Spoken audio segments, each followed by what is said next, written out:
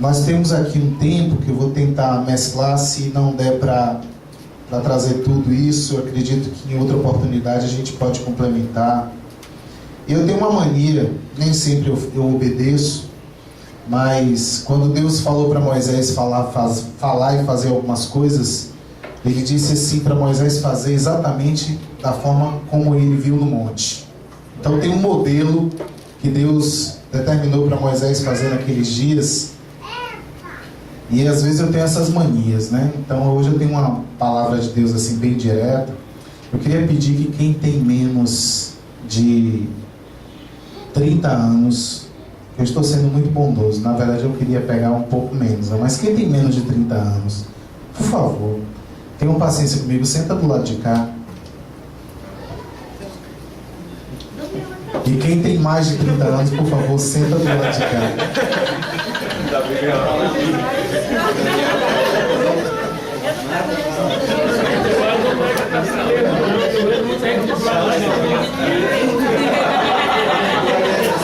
Não vale fazer nenhum tipo de trambique.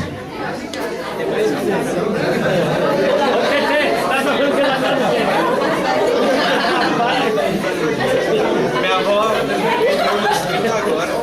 Não, passou dos 80, pode ficar lá e lá também.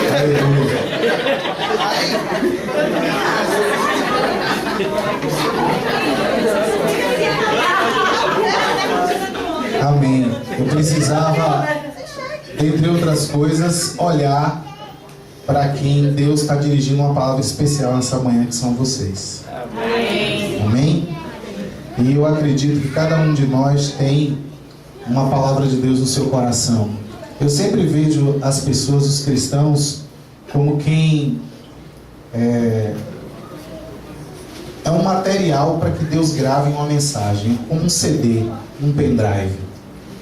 Então eu acredito que em cada um de nós Deus plantou uma mensagem. E essa mensagem é a sua vida, é a sua programação, e você vai falar dela a sua vida toda. Amém? Amém. Então eu acredito que eu também tenho uma mensagem que ela é significativamente repetitiva, porque eu não posso deixar de falar do que eu tenho visto e ouvido. O que eu falo são as minhas experiências em Deus, o que eu falo é aquilo que eu aprendi, o que eu falo é o que eu ouvi, e o Espírito Santo de Deus reproduz isso através da minha vida, assim como vai reproduzir também através da sua vida. Eu digo que a poesia mais bonita que eu conheço está na Bíblia, que é Eclesiastes capítulo 12. Nós vamos ler 2 Crônicas 6 aqui também. Mas em Eclesiastes capítulo 12, eu acho tão lindo que eu decorei, pelo menos a parte do poema. É uma palavra de Salomão para os jovens. E coincidentemente é Salomão também que escreve o capítulo 6 do segundo livro de Crônicas. Pelo menos é a oração dele que está reproduzida aqui. Então esse homem que foi um poeta, assim como seu pai Davi, conseguiu expressar a vontade de Deus através de coisas que tocam o coração da gente. E bem a propósito, e por coincidência ou jesuicidência, como muita gente diz, hoje vocês já estavam falando pela manhã sobre isso, sobre essa busca por um lugar. Quando eu cheguei aqui, eu fui muito tocado, como confirmação daquilo que Deus faria hoje. Samuel estava orando, pedindo para que a gente, quando chegasse aqui, esquecesse a segunda-feira, esquecesse as coisas outras, e a gente se dedicasse para construir nesse lugar algo que pudesse tocar no coração de Deus, que pudesse edificar a vida da gente. Então às vezes é muito difícil a nossa mente se desligar das outras coisas e estar simplesmente na presença de Deus. Mas eu, confirmando essa oração, eu peço que você realmente ponha a tua mente aí a serviço do Espírito Santo, amém? E deixa Deus tocar em você, não dispersa por coisa alguma, e tenta entender que a vontade de Deus para as nossas vidas nessa terra, principalmente nesta terra, é que a gente esteja desplugado de tudo, ao mesmo tempo em que a gente está plugado em tudo, não tendo nada e enriquecendo a muitos. Casados como se não fôssemos, filhos como se não fôssemos, pais como se não fôssemos, empregados como se não fôssemos. Amém? Para que o nosso coração esteja livre para ser conduzido de acordo com a vontade de Deus. E eu acredito que todo cristão, ele aprende a desejar fazer a vontade de Deus. E uma das orações que foram feitas hoje aqui foi: venha o teu reino, seja feita a tua vontade. Amém. Jesus Cristo nos ensinou isso: venha o teu reino, seja feita a tua vontade, assim na terra como no céu. Então, essa vontade que é boa, perfeita e agradável, precisa também gerar no nosso coração um desejo que ela se estabeleça em toda a terra. E para isso que a igreja está aqui, para que esta vontade seja plenamente satisfeita, assim na terra como no céu. Eu não sei se você sabe, mas quando você ora o Pai Nosso, ele tem uma direção para você que diz: seja feita a tua vontade, assim na terra como no céu. E você está empregado nesse serviço, de fazer com que esta vontade, que é boa, perfeita e agradável, seja estabelecida na terra através da sua vida. Amém? E a vocês, jovens, o capítulo mais bonito da Bíblia: lembra-te do teu Criador nos dias da tua mocidade, antes que venham os dias em que digas: não tenho neles prazer. Antes que se escureçam o sol, a luz, a lua e as estrelas, e tornem a vir as nuvens depois do aguaceiro. No dia em que tremerem os guardas da casa, e se curvarem os homens fortes, cessarem os moedores por já serem poucos, e se escurecerem os que olham pelas janelas, e as portas da rua se fecharem. Quando for baixo o ruído da moedura, e nos levantarmos a voz das aves, e todas as harmonias filhas da música se calarem. Quando também temerem o que é alto, e houver espantos no caminho, e florescer a amendoeira, e o gafanhoto for um peso, e perecer o apetite. Porque o homem se vai à sua casa eterna, e os planteadores andarão rodeando pela praça. Antes que se rompa o fio de prata, ou se quebre o copo de ouro, ou se despedace o cântaro junto à fonte, ou se desfaça a roda junto ao moinho, e o pó volte à terra como era, e o espírito volte a Deus que o deu. Então, para Salomão dizer: lembra-te do teu Criador nos dias da tua juventude, olha quantas coisas ele precisou dizer. Ele poderia dizer simplesmente: jovem, lembre do teu Criador, e acabar por aí. Mas ele diz: por que você tem que se lembrar do Criador nos dias da tua juventude? Porque virão dias maus, e porque virá a morte. Ontem eu recebi 2 notícias muito ruins. Um colega de minha filha de trabalho foi alvejado por um PM, e que a ordem de parar a moto, ele não conseguiu parar imediatamente. O indivíduo simplesmente tirou a pistola e atirou. Ele vai ficar 3 anos aí até se recuperar. Tinha acabado de adquirir essa moto, juntou dinheiro a vida toda com a família. O pai é caseiro, a mãe é doméstica, ele trabalha no free shop do aeroporto. E alvejado pela PM. Há 15 anos eu evangelizava num lugar, Alto do Cabrito, e levei a palavra de Deus para uma família lá. Essa família se converteu. Batizei uma cidadã chamada Rita, e ela tinha muitos filhos, tinha 7 filhos, e era uma moça, coitada, levada aí por todas as situações. E um desses filhos dela, essa semana, foi assassinado também por um PM. E nós estávamos tristes com isso. E eu fiquei pensando: a PM hoje tem uma grande dificuldade. Eu não sei se vocês sabem, mas no Brasil parece que a média é que para cada 4 homicídios, um homicídio de um policial militar. Não que ele cause, ele sofre. Então o policial militar hoje não sabe, ele tem dificuldade de discernir quem é o mocinho e quem é o bandido.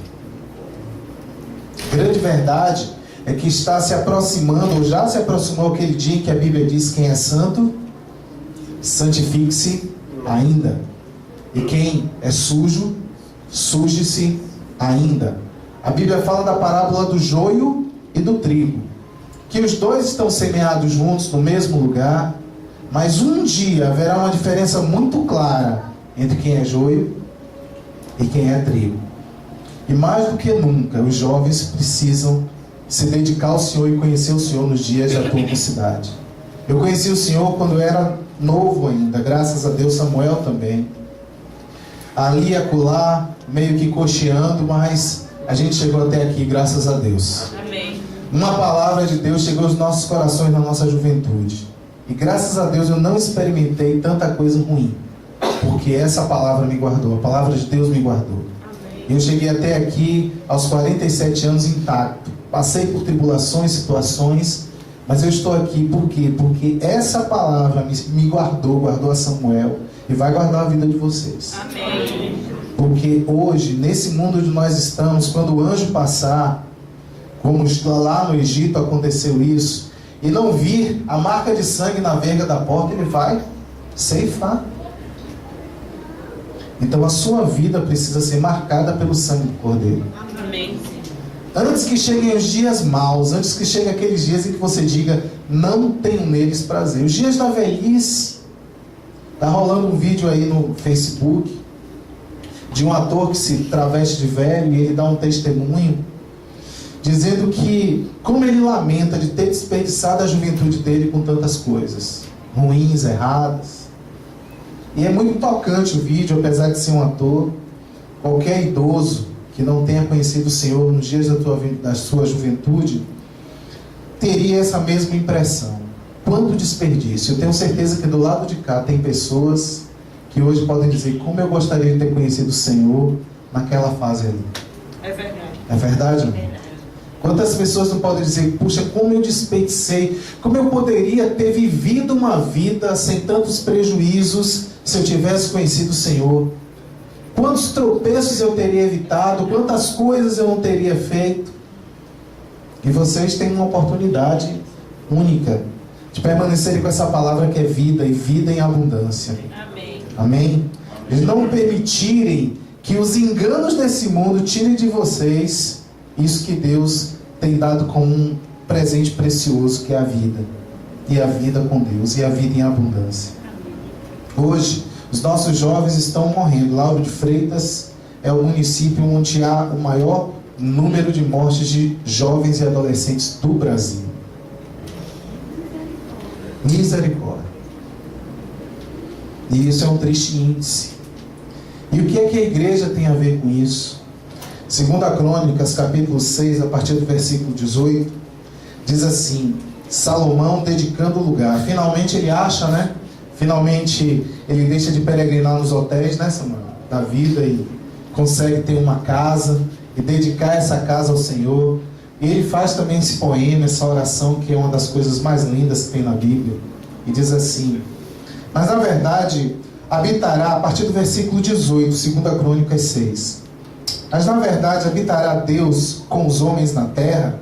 Eis que o céu e o céu dos céus não te podem conter, quanto menos esta casa que tenho edificado. Contudo, atende a oração e a súplica do teu servo, ó Senhor meu Deus, para ouvires o clamor e a oração que o teu servo faz diante de ti. Que de dia e de noite estejam os teus olhos abertos para esta casa, sim, para o lugar de que disseste que ali porias o teu nome, para ouvires a oração que o teu servo fizer neste lugar. Ouve as súplicas do teu servo e do teu povo, Israel, que fizerem neste lugar. Sim, ouve do lugar da tua habitação do céu, e ouvindo, perdoa. Se alguém pecar contra o seu próximo, e lhe for exigido que jure, e ele vier jurar perante o teu altar nesta casa, ouve então do céu, age, e julga os teus servos, paga ao culpado, fazendo recair sobre a sua cabeça o seu proceder, e justificar ao reto, retribuindo-lhe segundo a sua retidão. Se o teu povo Israel for derrotado diante do inimigo, por ter pecado contra ti, e eles se converterem, confessarem o teu nome, e orarem, e fizerem súplicas diante de ti nesta casa, ouve então do céu, e perdoa os seus pecados do teu povo Israel, e torna a levá-los para a terra que eles deste a eles e a seus pais. Se o céu se fechar e não houver chuva, por terem pecado contra ti, se orarem, voltados para este lugar e confessarem o teu nome, e se converterem dos seus pecados, quando tu os afligires, ouve então do céu e perdoa o pecado dos teus servos e do teu povo Israel, ensinando-lhes o bom caminho em que devem andar. Envia chuva sobre a tua terra, que deste ao teu povo em herança. Se houver na terra fome ou peste, se houver crestamento ou ferrugem, gafanhotos ou lagarta, se os seus inimigos os cercarem nas suas cidades, seja qual for a praga ou doença que houver, toda oração e toda súplica que qualquer homem ou todo o teu povo Israel fizer, conhecendo cada um a sua praga e a sua dor, e estendendo as suas mãos para esta casa, ouve então do céu, lugar da tua habitação, e perdoa, e dá a cada um conforme todos os seus caminhos. Segundo vires o seu coração, pois só tu conheces o coração dos filhos dos homens, para que te temam e andem nos seus caminhos todos os dias que viverem na terra que deste a nossos pais. Assim também é o estrangeiro que não é do teu povo Israel. Quando vier de um país remoto, por amor do teu grande nome, da tua mão poderosa e do teu braço estendido, vindo ele e orando nesta casa, ouve então do céu, lugar da tua habitação, e faze conforme tudo que o estrangeiro te suplicar, a fim de que todos os povos da terra conheçam o teu nome e te temam, como o teu povo Israel, e saibam que pelo teu nome é chamada esta casa que edifiquei. Se o teu povo sair à guerra contra os seus inimigos, seja qual for o caminho, porque os enviares, e orarem a ti, voltados para esta cidade que escolheste, e para a casa que edifiquei o teu nome, ouve então do céu a sua oração e a sua súplica, e defende a sua causa. Se pecarem contra ti, pois não há homem que não peque, e tu te indignares contra eles e os entregares ao inimigo, de modo que os levem em cativeiro para alguma terra longínqua ou próxima, se na terra para onde forem levados em cativeiro caírem em si e se converterem, e na terra do seu cativeiro te suplicarem, dizendo: pecamos, cometemos iniquidade, procedemos perversamente, se eles se arrependerem de todo o seu coração e de toda a sua alma, na terra do seu cativeiro, a que os tenham levado cativos, e orarem voltados para a tua terra, que deste a seus pais, e para a cidade que escolheste, e para a casa que edifiquei o teu nome, ouve então do céu, lugar da tua habitação, a sua oração e as suas súplicas, defende a sua causa e perdoa o teu povo que houver pecado contra ti. Agora, ó meu Deus, estejam os teus olhos abertos e os teus ouvidos atentos à oração que se fizer neste lugar. Levanta-te, pois, agora, Senhor Deus, e vem para o lugar do teu repouso, tu e a arca da tua fortaleza. Sejam os teus sacerdotes, ó Senhor Deus, vestidos de salvação, e os teus santos se regozijem no bem. Senhor Deus, não faças virar o rosto do teu ungido. Lembra-te das tuas misericórdias para com teu servo Davi. Amém. Essa é a oração que ele fez, e logo em seguida, no capítulo 7 do livro de Crônicas, a Bíblia diz que o lugar se encheu de fumaça, que representava a presença de Deus. Lá em Apocalipse diz que os céus estão cheios, há taças lá que estão cheias de incenso, que são a oração dos santos. E são as nossas orações, as súplicas que fazemos por todos os homens. Onde é a casa de Deus? A casa de Deus hoje está aqui nesse lugar, amém? Amém. Hoje aqui é a casa de Deus. Hoje aqui há a manifestação da presença de Deus. Hoje aqui o Senhor Deus está falando ao nosso coração, e hoje aqui nós marcamos o encontro com Ele. E aqui está consagrado esse lugar para que toda oração que seja feita nesse lugar, o Senhor ouça e atenda. Eu creio que hoje podemos levantar um clamor não só por essas famílias que perderam seus entes queridos, por essa família que está no infortúnio, há uma outra família que está aí lutando por uma justiça terrena, porque o seu filho está desaparecido, e eles acham que também a PM está envolvida nisso. Que ironia, porque aqueles que deveriam nos defender, aqueles que deveriam cuidar da nossa segurança, nós não temos segurança neles. Então a palavra de Deus diz: sem mim nada podeis fazer. Não há como vivermos nessa terra se a gente não entender que sem Deus nada nós podemos fazer. E a igreja vai estar constantemente num caminho de peregrinação. Talvez vocês encontrem um lugar, uma igreja, um local para se reunir. Talvez vocês encontrem um ambiente que vocês se sintam mais confortáveis. Mas a verdade é que a igreja é um ambiente de peregrinação, amém? A igreja, ela está sempre em busca de alguma coisa e nunca vai encontrar coisa nenhuma, porque a felicidade está justamente nessa busca. A graça está justamente nessa busca, em crescer. A gente se pergunta Por que é que Deus às vezes faz algumas coisas que não tem muito sentido? Eu estava ouvindo vocês falando do carnaval, do retiro, do chalé maravilhoso, né? E eu quero dizer para vocês que isso tudo é um instrumento para Deus ganhar seu coração. Amém. Amém? Isso vai ser um instrumento para Deus ganhar corações de pessoas. Mas a verdade é que o nosso Deus às vezes até parece mesquinho, porque esse povo andou por mais de 40 anos no deserto e nunca teve um par de sandálias trocado, um par de vestidos trocado. No dia da multiplicação dos pães e peixes, não havia fartura para todo mundo. Foi 5 pães e 2 peixinhos que ele resolveu alimentar a multidão. E a maioria dos que estavam ali, mais de 12 mil pessoas, não entendeu que houve um milagre. Porque eles viram o alimento chegar, mas eles não sabiam de onde estava vindo o alimento. Porque Deus não fez chover comida do céu, como no passado ele fez. Ele poderia ter feito chover vestidos, chover sandálias, chover casacos de vison, poderia fazer chover hambúrguer. Mas ele não fez isso. Deus não faz essas coisas. Deus não está nos propondo nessa terra chalés maravilhosos para a gente ter paz, tranquilidade. Isso vai ter também, graças a Deus. Deus não promete Range Rover para ninguém.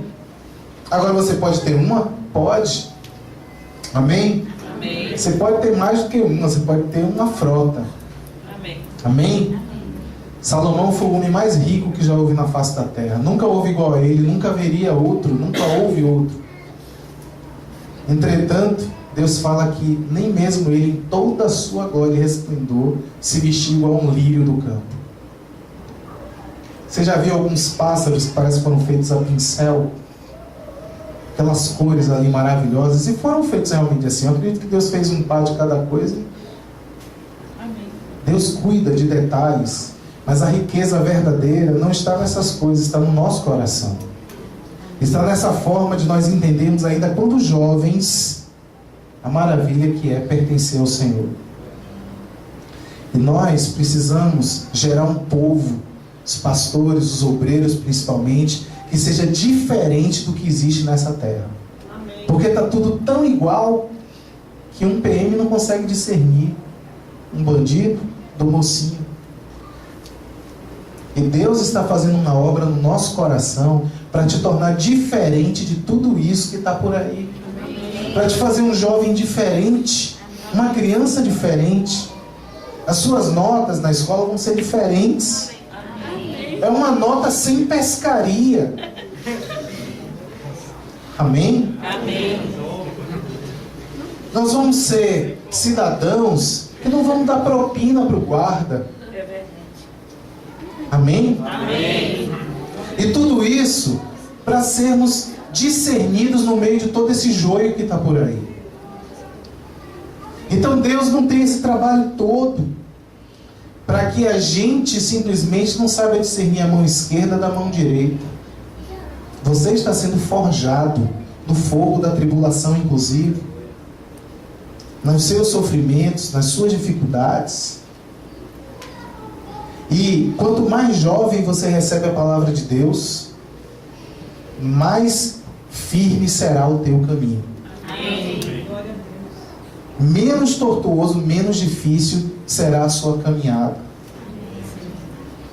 Eu, graças a Deus, estou firme, pleno, porque eu conheci o Senhor nos dias da minha mocidade. Eu nunca me afastei.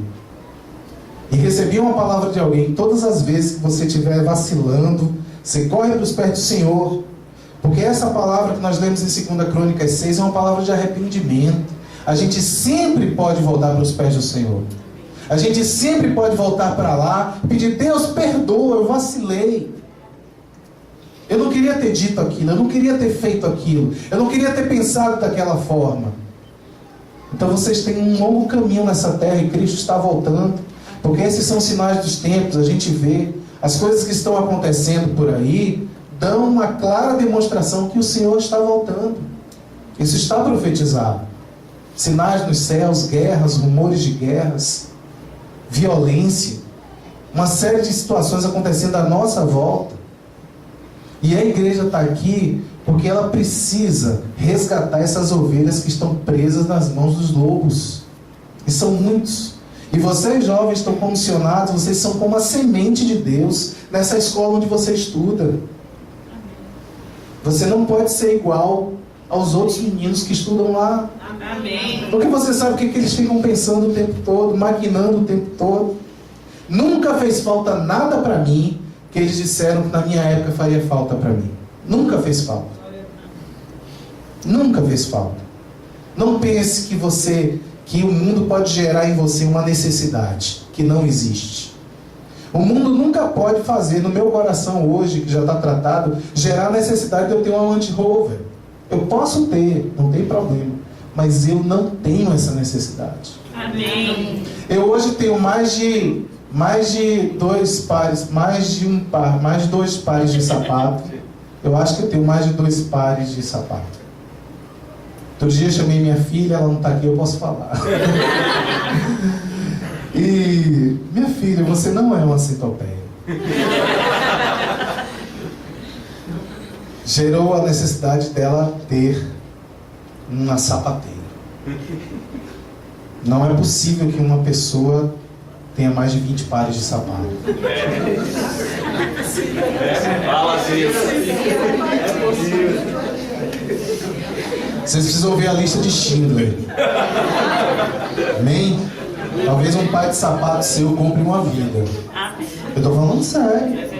Pode comprar uma vida, pode salvar uma alma do inferno. Um par de sapato pode salvar uma alma do inferno. O que a gente faz com o dinheiro, Samuel? Esse dinheiro que entra aí. A gente semeia, né?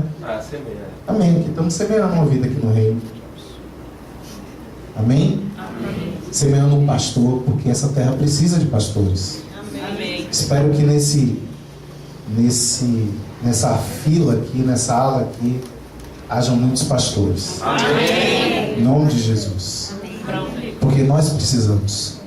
O mundo precisa. O mundo precisa de Jesus. Mas como Jesus será semeado no mundo? Através da igreja. Através de você. E para isso, você tem que ser diferente. E não é ser diferente simplesmente para as pessoas dizerem assim, ó, nossa, como ele é diferente. Não, você precisa ser diferente, porque se você for igual, então, se o sal não salgar, para que serve, se não para ser jogado fora? Você tem que ser um sal que salga, por isso você tem que ser um sal diferente. E a Bíblia diz que nós somos o sal dessa terra. Amém. Nós somos a luz desse mundo. Se somos a luz desse mundo, significa que o mundo está em trevas. Então, se há luz nesse mundo, essa luz é a igreja. É a igreja de Cristo. Amém? Precisamos investir nos nossos watts, nos nossos volts. Precisamos investir na nossa espiritualidade. Precisamos colocar o nosso joelho no chão. Precisamos vir aos cultos. Precisamos desfrutar dessa presença de Deus. Precisa que aconteça que todas as vezes que nós estivermos reunidos, o lugar se encha de fumaça. Amém. Da presença de Deus. Preciso que as pessoas cheguem e dizem assim, Deus está aqui verdadeiramente nesse lugar. Amém? E não é pelo esforço da pregação ou pelas músicas que às vezes os instrumentos podem falhar. Amém? E Cristo, ele teve um diferencial muito claro. E que não é todo mundo que está preparado para ouvir algumas coisas, porque algumas coisas vão cair a ficha com o passar do tempo. Mas Cristo viveu uma vida aqui nesta terra por 33 anos, como se nada lhe pertencesse de fato. Nada lhe pertencia, nem a roupa do seu corpo era dele. Ele morreu nu. Quem pôs aquele paninho foi a Igreja Católica. Tá? Ele morreu, como Paulo Júnior sempre faz questão de frisar, mostrando seu genital, mostrando que ele era inclusive circuncidado, mostrando a todo o povo que ele era uma pessoa exposta e viva para Deus. Morreu numa completa vergonha para o mundo, crucificado entre 2 ladrões, como contam nos evangelhos. E ele quis fazer dessa forma, não porque era um capricho, mas porque assim convinha para que a humanidade entendesse o motivo pelo qual ele foi enviado. E Cristo, por não possuir nada, conseguiu levar a sua cruz. Por isso ele diz: quem quiser vir após mim, negue-se a si mesmo, toma a sua cruz e me siga. Amém? Amém. Então você vai salvar vidas, porque você é diferente. Amém. Você vai resgatar os seus colegas na escola. Amém. Você vai resgatar os seus vizinhos. Você vai salvar uma menina de tomar um tiro da PM. Amém. A gente salva a gente de tomar tiro da PM. A gente faz coisas que o Estado não tem condição de fazer. Nós somos a igreja do Senhor. E, igreja, investe nisso aqui. Investe nas crianças.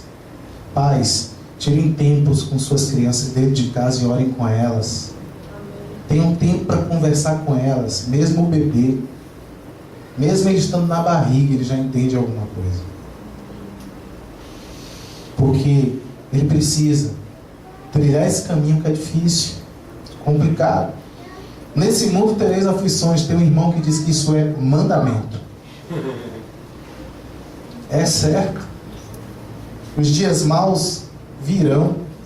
Aliás, algumas pessoas aqui estão vivendo dias maus. E vocês só estão vivendo esses dias maus porque vocês têm Cristo. Porque o dia mau é terrível. Pode ser qualquer coisa. Então não podemos enganar as nossas crianças, os nossos jovens. Eles terão dias complicados pela frente. E para viver esses dias em paz, livres, e para serem instrumentos de Deus, eles precisam ter um caráter que vai ser definido dia a dia pelo Espírito Santo de Deus. Amém. Esse caráter que é definido pelo Espírito Santo de Deus dia a dia é Cristo sendo formado em nós, que é a esperança da glória. Então esta casa, este ambiente que é dedicado inteiramente ao Senhor, é um ambiente de fortalecimento. É um ambiente onde a gente vem buscar forças, vem ouvir uma palavra, vem adorar o nome do Senhor. É um lugar de referência. E nós precisamos ter esse lugar. Se vocês prestarem atenção nesse capítulo de 2 Crônicas, ele desloca do templo a referência dessas pessoas para diversos lugares. Ele chega a dizer: se algum dia, e isso aconteceu, esse povo for levado cativo pelo inimigo para algum lugar, se daquele lugar ele se direcionar, apontar para o lugar da tua habitação, ouve do céu, atende o seu clamor. Ou seja, onde quer que você esteja, você pode se ligar no referencial que é Jesus e fazer um clamor. Tem um hábito pedagógico os muçulmanos de virarem sempre, eu não sei se é para Meca de frente ou para Meca de ré, não sei como é que eles se viram, mas onde quer que eles estejam, eles põem o tapete no chão, e onde está a cidade sagrada para eles, eles se viram para lá. Como a gente não sabe onde está Jerusalém, a gente fecha os olhos, amém? O que a gente desliga da terra. É só uma questão pedagógica. Para que você possa ver Deus, às vezes você precisa desaparecer o mundo do seu olhar. É verdade. Então, por isso que a gente ora de olhos fechados. Não é doutrina. É só uma questão prática. Não há como você viver e experimentar Deus se você está preso a todas essas coisas que tem aqui na terra. Se você tem uma sapataria com mais de 20 sapatos. Desapega. Desapega. Não é propaganda da ONG. Amém? Amém. Amém. Muita gente, essa propaganda pega a pessoa pelo pé, literalmente. Desapega. A palavra desapegar é interessante, né? Largar o pé. Porque a pessoa é tão apegada. Uma cômodazinha ordinária lá. Aquela cômoda da minha vida. Aí o cara é abençoado de repente com, sabe, aquele carrão.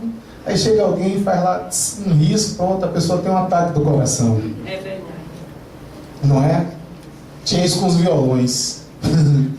Quando eu ouvia a zoada do violão cair no chão, quase tinha um ataque do coração.